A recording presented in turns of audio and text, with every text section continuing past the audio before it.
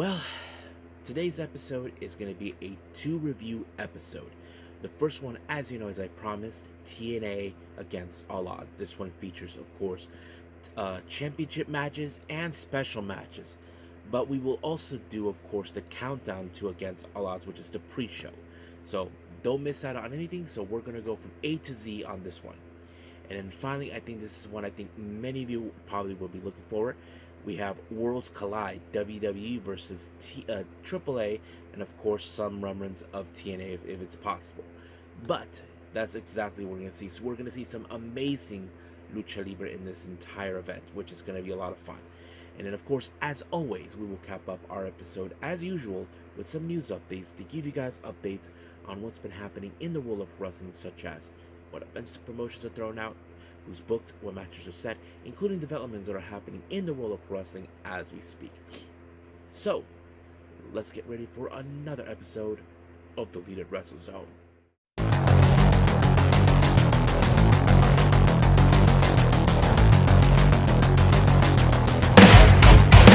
Are you ready? Get up, get up! Get up, get up! Get up, get up! Get up, get up! Get up, get up! Get up, get up!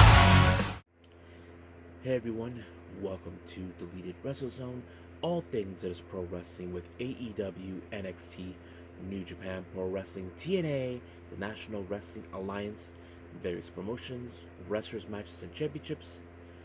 I am your host, J-Rod here. So, if you are new to the channel, welcome.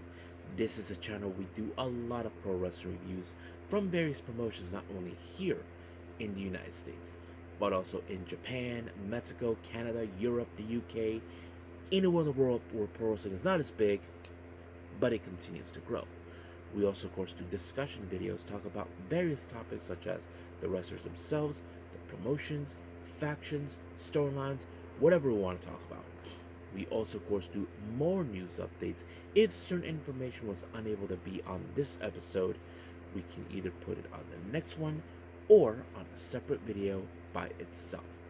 We also, of course, do real-time news updates to keep you guys on alert if something has happened in the world of wrestling that needs to be addressed ASAP.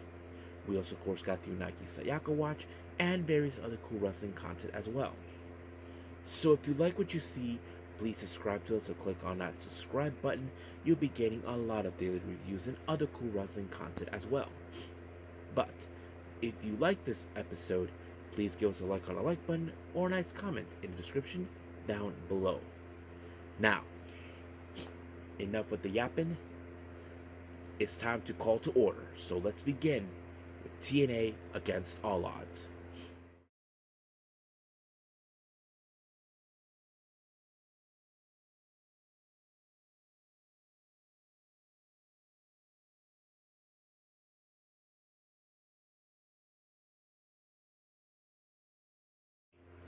TNA Against All Odds. So let's begin with the pre-show, which is called the Countdown to Against All Odds. We open up with, of course, 6-woman tag team match. We have, of course, the Elegant brand consisting of Ash by Elegance, Heather by Elegance, and M by Elegance, taking on Harley Hudson, Mala Grace, and Zaya Brookside. Now, this whole thing came about, of course, last week. If you guys remember recently, of course, when Mila and Harley made their presence known, they were doing an interview until they were rudely interrupted by that little chihuahua, throwing a little temper, acting like, he is more important than everybody else. And of course, Hudson and Grace did not take that kindly, so they interrupted in the revealment of M. Elegance. But this is what leads to this match. But as always, that idiot chihuahua decides to get involved in this match by using one of those devil sticks onto Mila Grace, and just like that, Ash by Elegance picked up the win by, of course, a Swanton bomb, and just like that, it was over.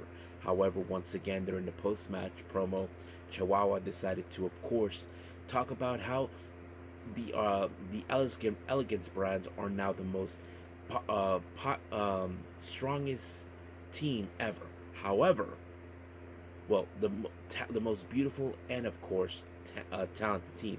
However, another team, in fact, beg to differ, and that is, of course, the inspiration, which, of course, leads to Ash by Elegance realizing that her little party, to prove the world that they are prettier and they're better, well, it comes to intentions. But however, it's not the first time we see something like this happen. But what's interesting, um, we did see, of course, they put the gesture saying they want the belt, and that's exactly what's going to happen.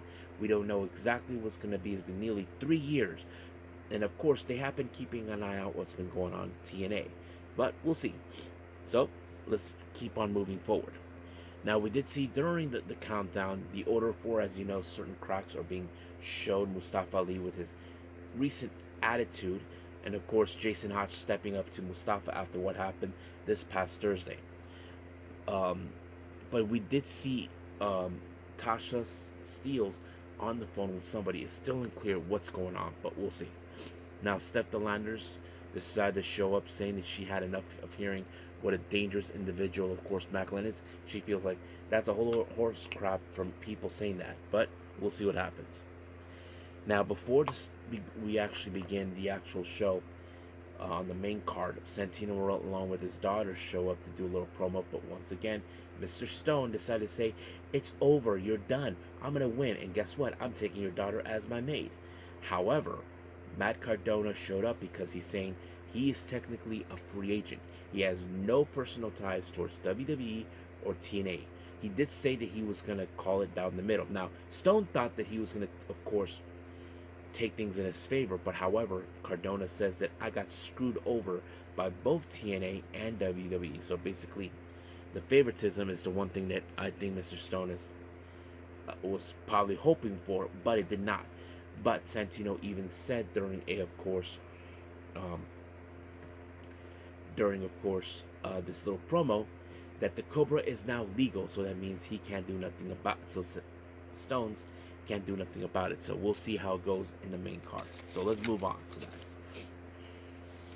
Now we opened up with the TNA International Championship. Steve Macklin defending it against Mance Warner. Now you can guess that this match was brutal no matter what. I mean, Mance Warner is determined to make people bleed. That's exactly what he did. But unfortunately, that it did not happen. He ended up on the wrong side of the KIA, and just like that, 1, 2, 3, he retained the championship. Now we did see the system consistent of all members, JDC, Brian Myers, Eddie Edwards, and Moose taking on Leon Slater, the Hardys, and the hometown Heat Man, which of course later revealed to be Diener, getting a little payback from the system when, if you guys remember, Diener lost to Moose, and just like that, he was out. But this time, he gets a little payback thanks to the help of the Hardys and Leon Slater. It was, of course, what's his name? Leon Slater that picked up the win on Moose by pinning him with the inside cradle. So this means in some capacity that Leon Slater can cash in his opportunity for a shot of the TNA X Division Championship. So I'm sure Moose has to be more careful this time. Now, our next match is Jason Hodge versus Mustafa Ali. As you all know, Mustafa Ali has been not himself recently. He's been throwing some tantrums, doing things. But however, Hodge, I have to say, he really, really thought he had him won in this one. He almost, it seems like it. But however, it was, of course, the 630 splash by Mustafa, the 450 splash by Mustafa Ali. And just like that, it was over. And then, of course, Jason Hodge was trying to get up on his and to feel like what Mustafa wanted, but just like that, it was over. Now, we did see the penthouse by the First Class, of course, talking about Mike Santana. Well, Mike Santana did show up. This was payback for what happened last time, costing him the title, a championship that TNA needs to get back. But practically, that's what happened. But of course, Santana took out, what's his name? Oh yeah, Casey Navarro. But it was, what's his name?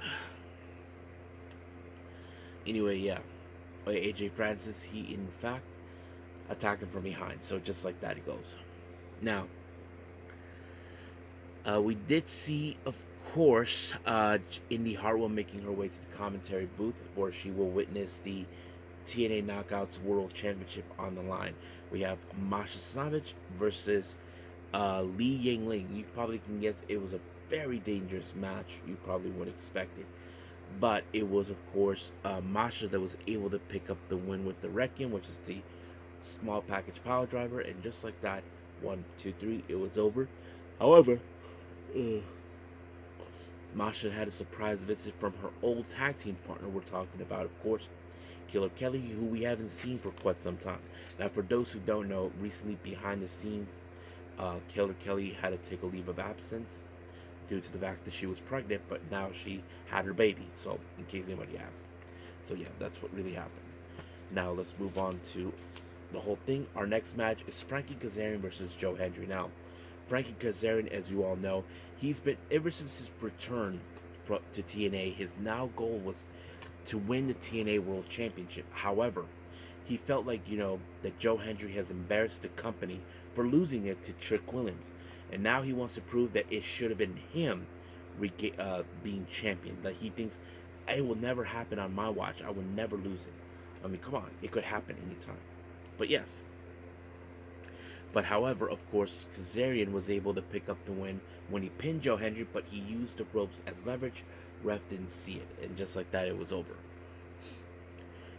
Now, Mr. Stone, as you know, has been looking for ways to ensure this match goes his favor. He even tried to bribe Mike Myers, but he wasn't having it. So we'll see how things will go from there.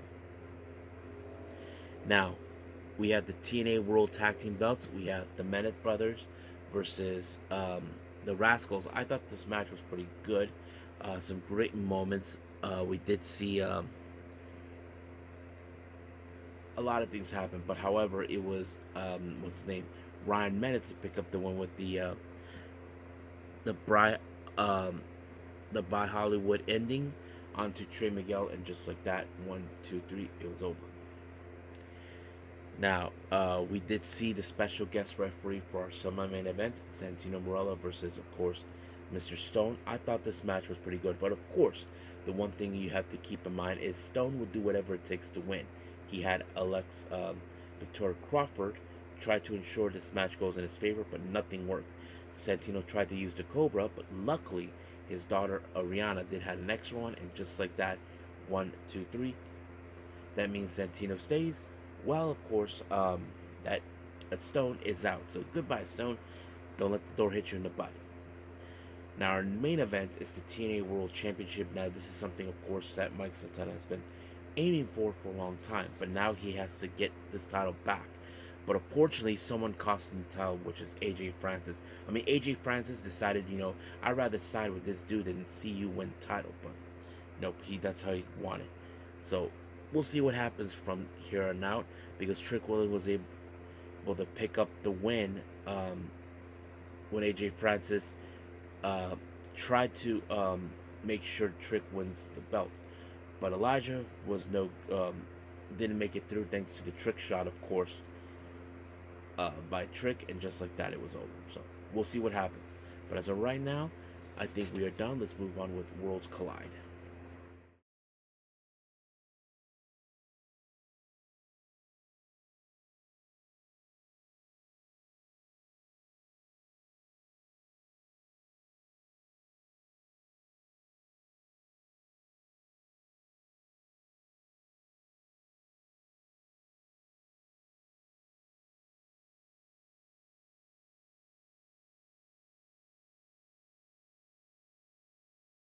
Okay, Worlds Collide, WWE and AAA.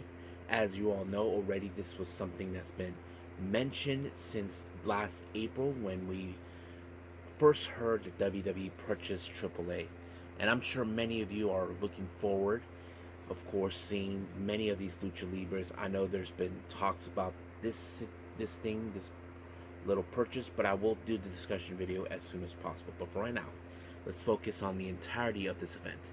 Of course, we had the opening, with it features, of course, the Mexican national anthem and the American national anthem. And then, of course, we did see, of course, pictures of the founder, Antonio Pena, For those who don't know, his sister, Maricela Roldan, was in fact is currently the president. So is his nephew, Maricela's son, uh, Dorian. But yeah, and then of course Blue Demon Jr. was there. He had the urns of where they kept the ashes of Antonio Peña, and I'm not sure if anybody had the ashes of Joaquin Roldan, who is in fact the guy who took over right after Antonio Peña. But yeah, now we did see Rey Mysterio. Ray talked about the very first ever Worlds Collide show that ever happened. It took place back in '94. I think I might have been in fourth grade during that time. But yes, I think I might have been what, somewhere around 8 years old or so. But yeah, I never seen it. But yeah, but it's great to hear that. Now let's begin with the first match. Our first match features Aerostar, Octagon Jr., and Mr. Iguana taking on Lince Dorada and the members of LWO, Cruz Toro, and of course Dragon Lee. So that the match was pretty good, but the one thing that was messed up is of course Lince Dorada attacking that little pet iguana from iguana called what's it called? Like Yaseka or something like that. Yeah, but man, I don't know what he was thinking. But during the match, we did see, of course, Dominic watching this and all that. But in the end, it was I don't know if it was a Spanish fly by Octagon onto Lisa Dorada, and just like that, it was over. However, of course, Dominic Mysterio decided to disrespect his father's memory by saying he's a deadbeat because, of course, Octagon is a fan. And of course, he did mention that he will defend the championship, his Intercontinental Championship, at, of course, at Money in the Bank, which I don't think I'm gonna have time to watch it, but yeah, um, we'll see what happens. Now, we did our next match. We have Dalys and Chick Tormenta. As you know, Dali was a mentor to Stephanie Vickier. Now she teams up with Lola Vice. I thought this match was pretty good. I mean, I know that Dalys and Stephanie's history goes way back, so that kind of tells the story very well. We did see some interesting combination moves with Lola and of course Steph, which was awesome. I mean, the stereo, things with the butt and all that stuff. But in the end, it was of course Stephanie with the SVP onto Dalys, and just like that, 1, 2, 3. But of course, during the post-match interview, we did see Vero Rodriguez, who is the wife of Finn Balor, talked about, of course, the match, but not to mention Stephanie Vickier revealed that she'll be in the Money in the Bank. So that's kind of interesting. Now, our next match, we have, of course, Legado del Fantasma, Santos Escobar, Carrillo, and of course Angel Garza. They take on, of course, Dr. Wagner, Hijo de Dr. Wagner Jr., Pagano, and Psycho Clown. Now, I wasn't too sure how this was going to go because we know, for those who don't know, Hijo de Dr. Wagner has a personal vendetta towards Psycho Clown because it was his Psycho Clown defeated his father, Dr. Wagner Jr., for his mask. So, but it seems like they were going well into this match. But unfortunately, it was, of course, the Phantom Driver by Santos Escobar onto Wagner, and just like that, 1, 2, 3, it was over.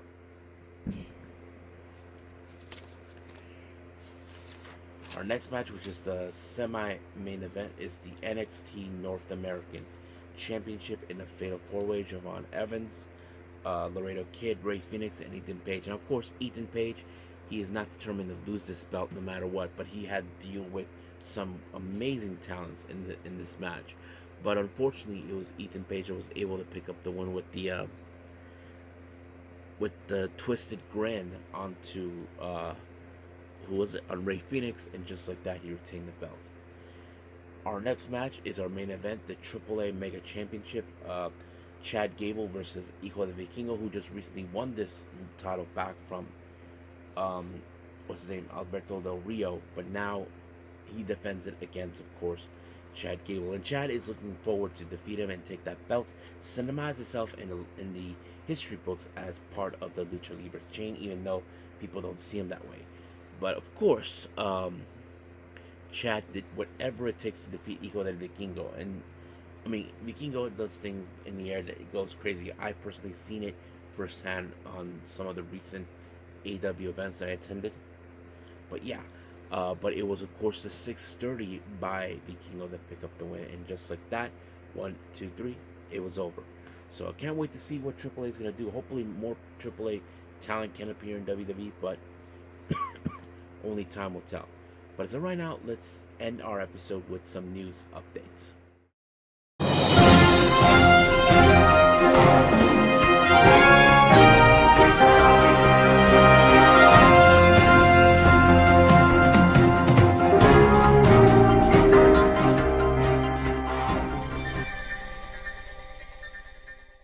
Okay, so welcome to our news update. So let's begin as always for upcoming events.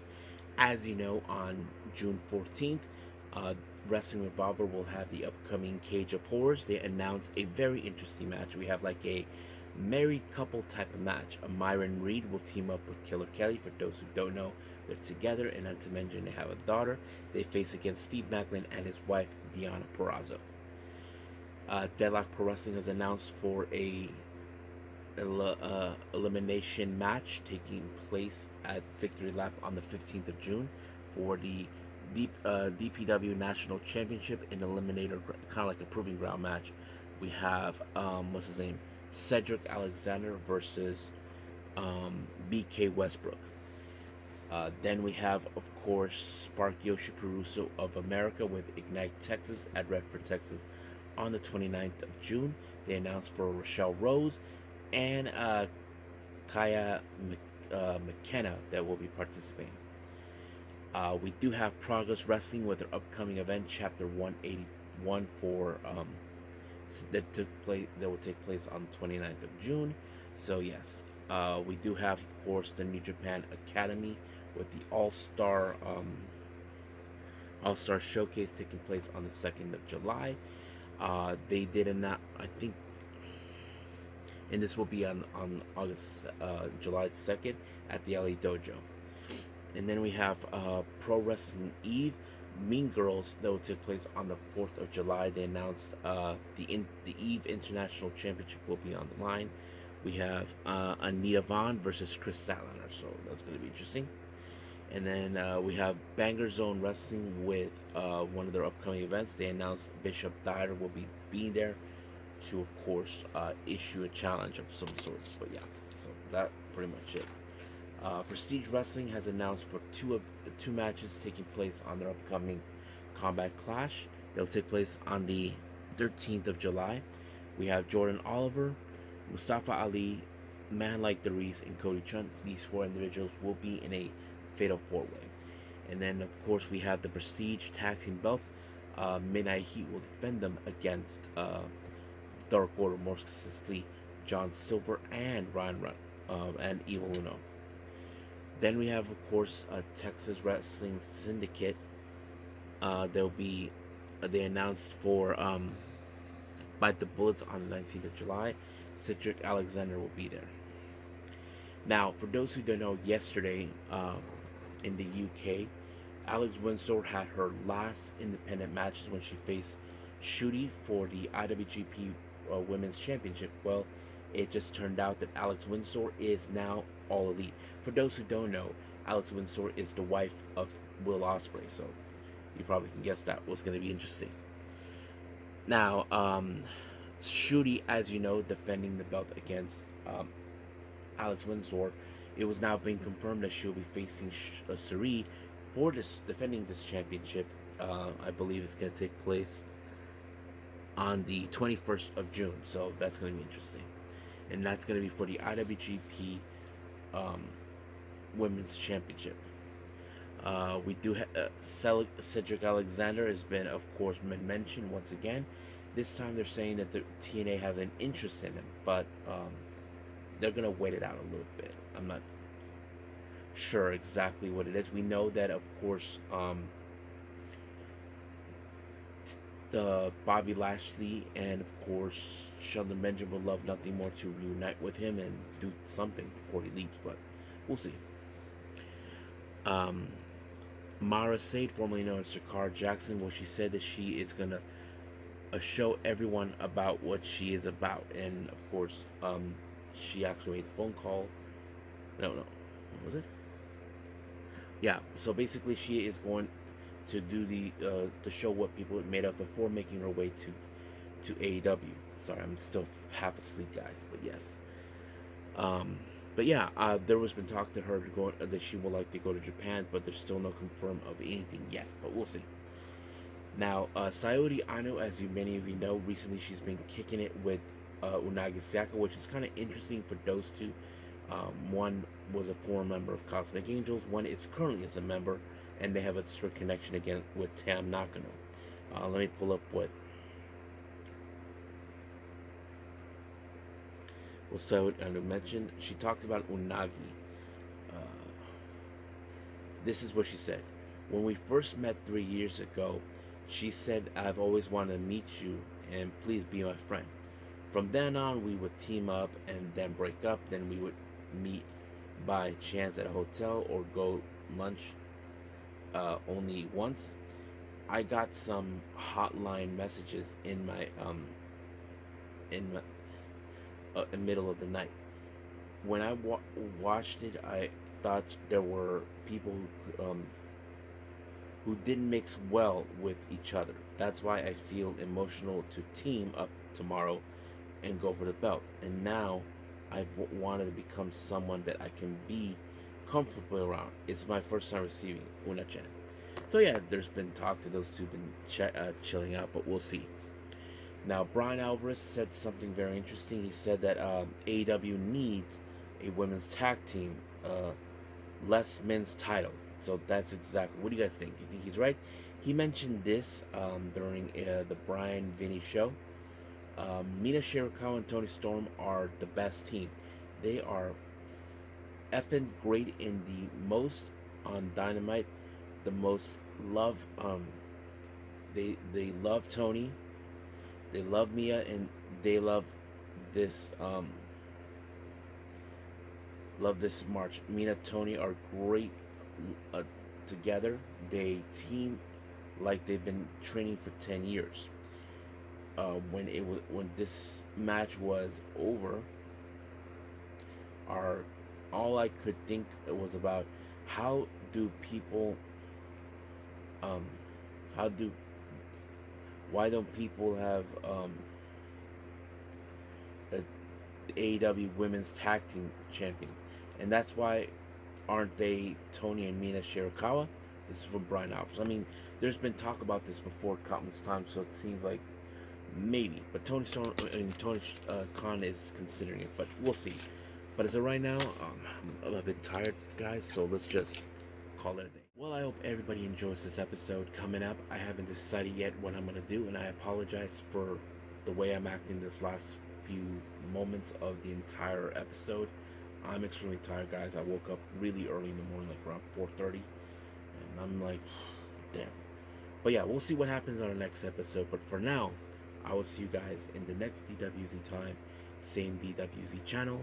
I must bid all of you adieu. So, goodbye, mwah, and have a nice day. Bang.